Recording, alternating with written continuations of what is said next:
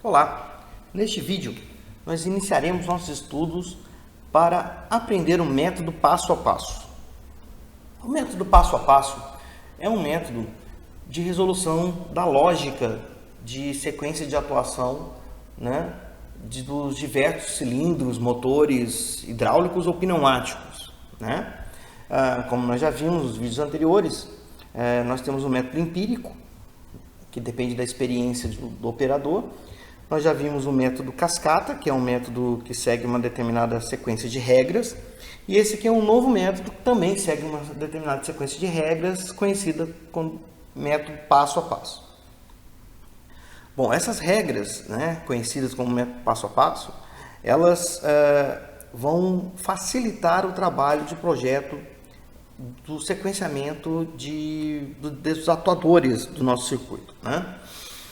Bom, e como funciona? Da mesma forma que nós temos uma sequência algébrica, nós também temos aqui, ou poderemos ter aqui, melhor dizendo, um sequenciamento de operações aqui do nosso circuito. Então vamos imaginar essa sequência aqui. Bom, nós temos aqui uma sequência, eu vou copiá-la aqui, vamos fazer um outro exemplo. Nós vamos mostrar aqui dois exemplos de como que a gente vai dividir essas sequências de funcionamento dos atuadores em grupos. Sim, o método passo a passo também utiliza grupos, assim como o método cascata. E como que a gente divide esses grupos? No método cascata, a gente tem uma regra muito clara, que eu não posso ter um atuador avançando e retornando no mesmo grupo. Agora aqui é o método passo a passo, então cada movimento de um atuador é um passo. Então a divisão vai ser muito simples. A mais, eu tenho um grupo, depois B mais, outro grupo, depois B menos, outro grupo e assim sucessivamente. Então nesse caso, eu vou ter grupo 1, que vai ser o avanço de A. Depois eu tenho aqui grupo 2. Depois aqui grupo 3. E depois aqui grupo 4. Então, nesse método passo a passo, eu vou ter 4 grupos aqui. E esses grupos são definidos por linhas, que serão pressurizadas e despressurizadas conforme a gente for desenvolvendo a sequência de funcionamento do nosso circuito. E o exemplo aqui de baixo. Bom, esse exemplo, então, eu tenho o avanço de A, depois o avanço de B, em seguida eu tenho o cilindro B e o cilindro A retornando ao mesmo tempo, tá? Se vocês ainda não têm uma familiaridade com o sequenciamento algébrico, eu recomendo que assistam o primeiro vídeo sobre o método cascata. Lá a gente explica direitinho o que significa esse A+, esse B-, esse B+, que aparece aqui no circuito. Tá? Bom, como é que a gente divide aqui os grupos para o método passo a passo? Ora, cada sequência de funcionamento, um grupo. Então, cada passo, um grupo. A mais é um grupo, B mais é um grupo. Agora, B menos e A menos não são dois grupos. Os dois funcionam ao mesmo tempo. Então, é um grupo só. Os dois são um grupo só. Então, aqui a sequência fica assim, a divisão. Aqui eu vou ter uma divisão. E aqui eu vou ter outra divisão. Então, esse aqui de baixo, eu vou ter 3 grupos. Ok? Como exemplo, nós trabalharemos com a sequência algébrica aqui de cima. Bom, então vamos lá. Eu vou colocar isso aqui no cantinho. E vamos então fazer aqui o método passo a passo para essa sequência algébrica, ok? Então nós temos 4 grupos, temos 2 cilindros, o cilindro A e o cilindro B. Então vamos fazer aqui o nosso atuador A.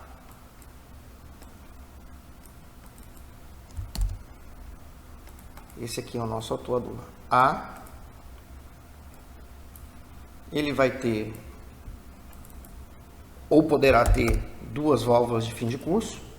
A gente vai colocar aqui, se a gente tiver que tirar alguma, depois a gente tira. Este atuador ele tem uma válvula direcional, então cada atuador com a sua válvula direcional, ok? A válvula direcional dele vai ser uma de 5 duas vias. Essa válvula vai ter acionamento duplo pilotado, né? Vai ser acionamento pneumático dos dois lados. Então eu tenho que ter um compressor para ela aqui.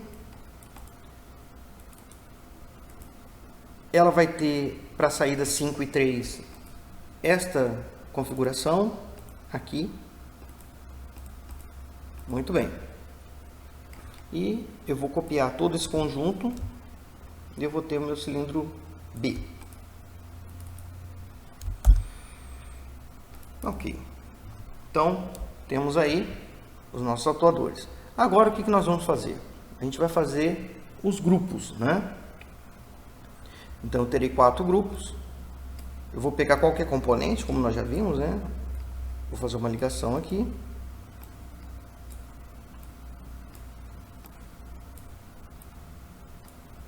Apenas para a gente desenhar a linha. Essa aqui vai ser o meu grupo 1. Vou copiar esse conjunto todo aqui.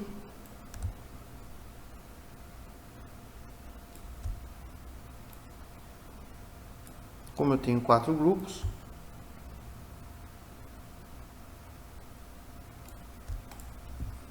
então grupo 1, grupo 2, grupo 3 e grupo 4.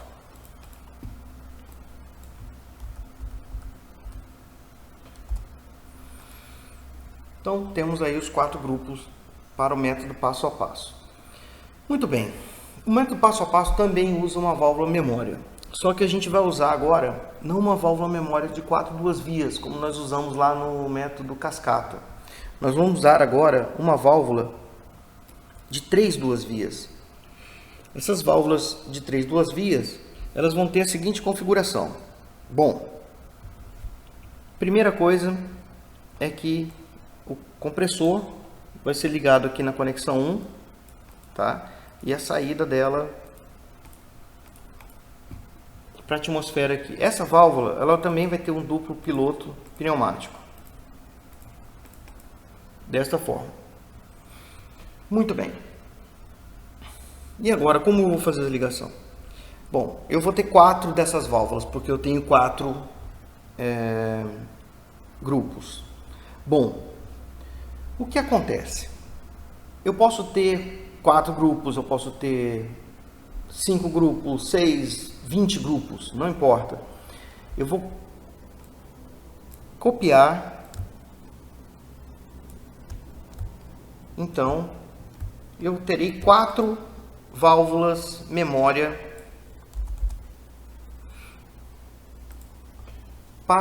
uma para cada grupo. Entretanto, sempre a última ela vai ter a posição inicial diferenciada. A posição inicial dela está do lado direito, a gente vai fazer com que a posição inicial agora seja do lado esquerdo, ou seja, ela será uma válvula normalmente aberta, vai ter passagem de 1 para 2. Repare então que a última válvula ela é diferente das outras, tá? Eu posso ter 200 grupos, sempre a última vai ser diferente. E a ligação dessas válvulas? Bom, a primeira válvula aqui, do lado esquerdo, ela sempre vai pressurizar o grupo 1. E sempre o grupo 2 vai, quando estiver pressurizado, ele vai comandar o retorno dessa válvula para a posição original. Então, a segunda válvula pressuriza o grupo 2. Então, quando ela pressurizar o grupo 2, ela comanda o retorno da válvula, da primeira válvula para a posição original. E o retorno dessa válvula vai ser comandado pelo grupo 3. Então, quando o grupo 3 estiver pressurizado, comanda o retorno dessa válvula. Essa daqui, por sua vez, pressuriza o grupo 3. E o retorno dela é comandado pelo grupo 4. Muito bem. E a última válvula, né? Ela pressuriza o último grupo. E quando o primeiro grupo estiver pressurizado, vai haver o comando para que ela retorne à posição original. Então percebam, com isso eu consigo fazer com que sempre quando um grupo estiver pressurizado, ele comanda o retorno da válvula para a posição original e eu sempre vou ter apenas um grupo pressurizado por passo, tá? Muito bem.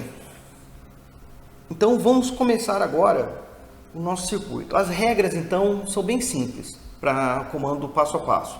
Primeiro, cada passo é um grupo. Muito bem. Então com isso a gente pega a sequência algébrica, divide os passos e cada passo é um grupo. Se eu tiver 2 cilindros ou mais executando movimentos simultâneos, eles vão pertencer a um mesmo grupo, tá? Isso tem que ficar muito claro.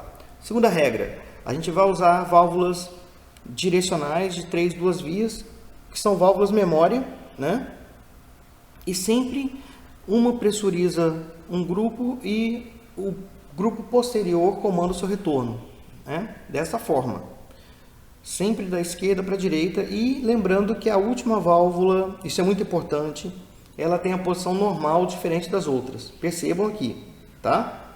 Bom, agora então, feito a parte lógica, a gente vai fazer então agora todo o comando das válvulas para que a gente consiga executar essa parte lógica, né? Na verdade aqui a gente fez a receita de bolo, né? Falando de uma maneira mais clara, a gente simplesmente fez o que a regra pede. Agora mesmo é que a gente vai implementar a lógica, né? Melhor dizendo. Bom, então vamos lá. Eu poderia iniciar o meu start com uma condição inicial, com uma válvula E, como nós fizemos lá no método cascata. Mas a gente não vai fazer assim não agora. Até para a gente economizar um pouco de espaço aqui para o desenho não ficar muito poluído. Então eu realmente vou ter aqui uma válvula start.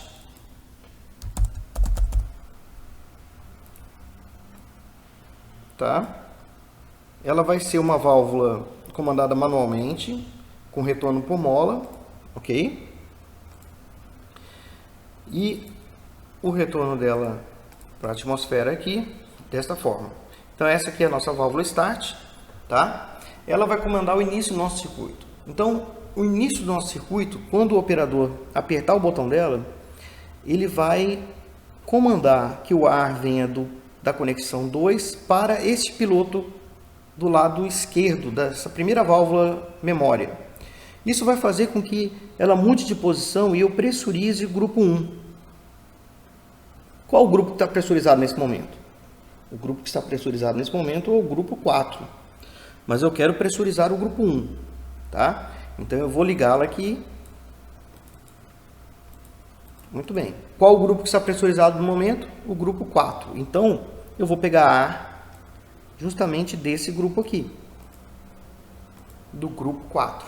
Então ao apertar o start e o último grupo estiver pressurizado, eu avanço o cilindro A. Bom, é claro que alguém pode pensar assim, algum operador de uma maneira errônea ou de propósito, ele pode tentar apertar o start enquanto o grupo 4 estiver pressurizado, mas o cilindro A não ter retornado ainda. Isso pode acontecer. Para isso, eu utilizo aquela válvula E juntamente com a última condição que foi executada aqui, ou seja, a válvula A1 estiver sendo solicitada. Isso é uma condição de segurança. Eu recomendo que vocês façam isso no circuito de vocês. Nesse caso aqui não há necessidade. A gente está fazendo um circuito mais didático aqui, apenas para vocês entenderem o método. Então vamos lá. Quando eu apertar o start, eu pressurizo o grupo 1. O grupo 1, o que vai fazer? Avançar o cilindro A. Então diretamente eu vou pegar e vou ligar o cilindro A no grupo 1. Muito bem, o cilindro A avança e vai encostar na válvula A2. A válvula A2 será uma válvula com acionamento mecânico por rolete, retorno por mola, tá? Ela terá um retorno para a atmosfera com essa configuração aqui e ela vai comandar então a mudança de posição da minha segunda válvula, ou seja, ela vai pressurizar o grupo 2. Essa válvula aqui é a válvula A2. Por quê? O cilindro vai avançar, bater nela, ela vai comandar a mudança de posição dessa válvula que vai pressurizar o grupo 2, que vai fazer o segundo passo no meu circuito. Qual é a linha que está pressurizada nesse momento? A linha que está pressurizada nesse momento é a linha 1. Então, esse cilindro vai pegar o ar da linha 1, ok? Então, quando mudar a posição dessa válvula, eu vou direcionar o ar para a parte esquerda da minha válvula direcional, que vai mudar de posição, que vai permitir a passagem de ar de 1 para 2, que vai pressurizar o grupo 2, que por sua vez vai fazer o cilindro B avançar, né? Então, o grupo 2 faz o cilindro B avançar. O cilindro B vai avançar e ele vai bater na válvula B2. A gente não havia mudado o nome dessas válvulas aqui, então vamos mudar agora, né? Alguém já deve estar angustiado com isso aí. Não tem problema, a gente mudou agora, tá? Bom, ela vai avançar, o cilindro B vai avançar, vai bater na válvula B2. Eu vou copiar essa válvula aqui que já está montadinha. Ela será a minha válvula B2. Ok? A válvula B2 vai mudar a posição dessa válvula, que por sua vez vai pressurizar o grupo 3. Quando o grupo 3 estiver pressurizado, ele retorna essa válvula para a posição original, ok? E eu vou fazer com que o cilindro B retorne, né? Mas qual o grupo que está pressurizado nesse momento? É o grupo 2, certo? Então eu vou pegar o ar aqui do grupo 2. Muito bem. Então, quando mudar a posição da minha válvula direcional aqui e o grupo 3 estiver pressurizado, eu vou comandar então o retorno do cilindro B. Então, o cilindro B vem aqui no grupo 3. O retorno dele vai ser comandado pelo grupo 3. Então, o cilindro B vai retornar e vai bater em B1. B1, por sua vez,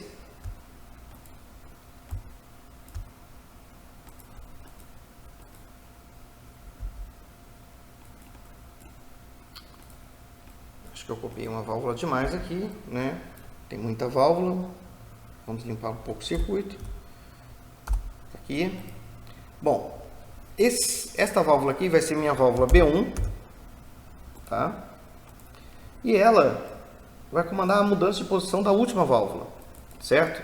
A última válvula pressuriza o grupo 4, que comanda o retorno dessa válvula direcional. E ao pressurizar o grupo 4, o que vai acontecer? Eu vou retornar o cilindro A. Então, A vai vir aqui no grupo 4, né? E vou comandar o retorno de A. Bom, qual o último grupo que está pressurizado ao executar esse movimento? É o grupo 3. Então, eu vou pegar o ar aqui do grupo 3. Tá? Muito bem. Então, está aqui o nosso circuito. Vamos ver se ele funciona? Então, executamos aqui.